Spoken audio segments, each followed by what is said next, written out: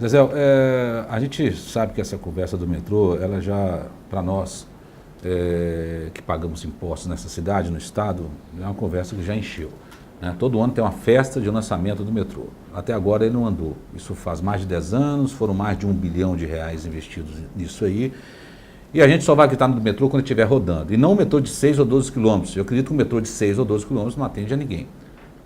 Você conhece muito bem outras capitais, nós temos o maior metrô o de São Paulo, que parece que tem 74, 75 quilômetros no máximo.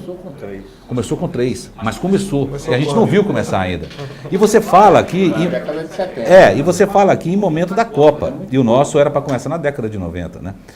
Você fala aqui em momento da Copa. O mesmo governo que você apoia é o governo que trouxe a Copa do Mundo. Você acha que todo o dinheiro, você não acha que todo o dinheiro investido em estádios, que vão virar até abrigos de prisioneiros, como o de Manaus, ou o estádio de Brasília, que não vai servir para nada, porque não tem time nem na Série C, todo esse dinheiro investido em estádios não poderia ser sido investido em sistema de transporte público de qualidade para todo o Brasil, mesmo não havendo Copa do Mundo? Eu acho que a Copa é uma oportunidade, que o resultado econômico de todas as equações que se fazem em torno do investimento e do resultado são positivos. Agora, me parece que a adoção, a crítica aos estádios, eu acho que ela é correta. Por exemplo, nós tínhamos um estádio em Salvador, que era a Fonte Nova, com características marcantes de arquitetura e de implantação na cidade, com uma expressão muito forte, cultural, que ele representava e que foi implodido para se construir um outro dentro de um padrão FIFA, que é um padrão de futebol, é o padrão da arquibancada beirando o campo para criar o espetáculo. Quando você tinha um estádio de características olímpicas, onde a plateia ficava mais afastada. Mas essa é uma briga internacional, que não é só daqui. Infelizmente, nós nos submetemos a um padrão FIFA de administração e eu acho que isso é prejudicial à sociedade brasileira como um todo. Porque nós temos uma pergunta aqui do jornalista Baggio Talento, colunista do Jornal à Tarde. Grande Baggio. Ele também enviou aqui a sua pergunta. Baggio? Desculpa. Baggio Talento, que é um talento, todo mundo está reconhecendo aqui. Ele também encaminhou sua pergunta aqui para o deputado Zezé Ribeiro. Vamos ouvi-la, né? Em relação à ponte Salvador-Itaparica, você foi o iniciador desse projeto. Eu gostaria de saber se realmente essa ponte vai sair. Se você acha que ela, de fato, vai ser construída um dia. Olha, Biagio, essa é uma expectativa de segmentos importantes da sociedade baiana há mais de 40 anos. Né? O governador Wagner assumiu a responsabilidade de executar. Não é uma ponte para transportar as pessoas de Salvador para Itaparica. Isso seria uma inconsequência. Eu sempre vi essa possibilidade no sentido de Salvador voltar a ser recôncavo. Salvador tinha deixado de ser recôncavo, virou reconvexo, né? Não olhou para a Baía de Todos os Santos, que era a motivação da sua existência, né? É o porto aqui. Durante 2 séculos nós fomos o maior porto do Hemisfério Sul, pelas condições de atracamento, de segurança, de tudo mais. Tem um potencial de porto enorme, tem uma diversidade ambiental, uma diversidade cultural extraordinária, né?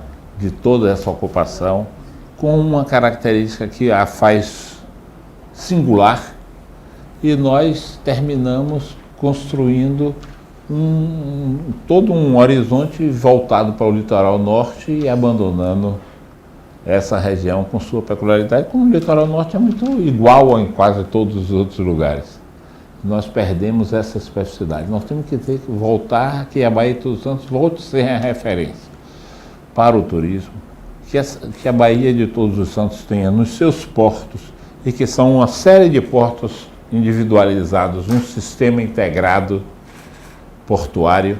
E se nós formos agrupar todos os portos da Baía de Todos os Santos, nós teremos possivelmente o segundo. Com certeza, esse será o 3º porto do Brasil. A gente vai perder para Santos e Paranaguá, e depois vai ser esse porto da Baía de Todos os Santos, com essa sua complexidade.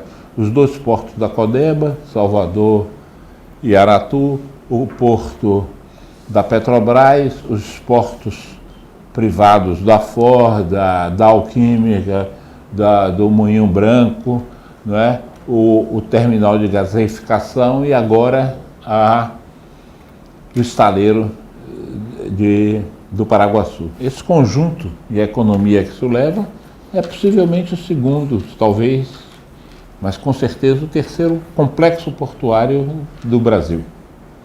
E a gente não consegue articular essas coisas todas. Por quê? Por falta, eu acho que tem uma falta de vontade política, porque tem os interesses específicos de cada nicho desse, né? E que aí formam ilhas, no sentido de enclausuramento de riqueza, com a pobreza em volta. Então nós podemos estar construindo, em vez de um projeto de grande visibilidade, grande porte, uma favelização da Baía de Todos os Santos. Então, a ponte tem que entrar com esse conceito, né, de um instrumento que vai interligar esse complexo aqui com o complexo que nós estamos fazendo em Ilhéus, que é um processo de descentralização também da economia da Bahia.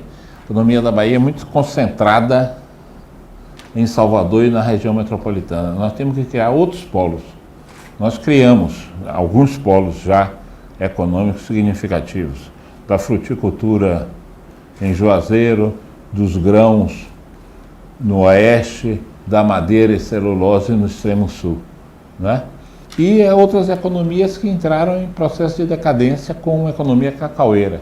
Então, a estrada de ferro, o Porto de Ilhéus e a articulação do Porto de Ilhéus com o Porto de Salvador, e aí a ponte como um elemento de integração, não aquilo que chamaram de Sistema Viário Oeste, que eu acho um equívoco, mas o sistema de integração de Salvador com o litoral sul, com o Baixo Sul.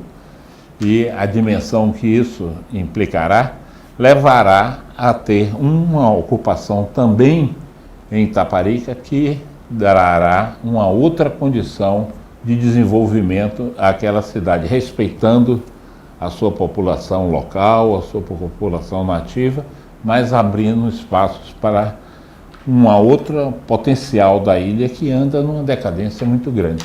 Mas não pode ser o objetivo central, não é a ponte Salvador e Itaparica para ligar Salvador e Itaparica, mas para fazer parte desse complexo todo de desenvolvimento da Bahia.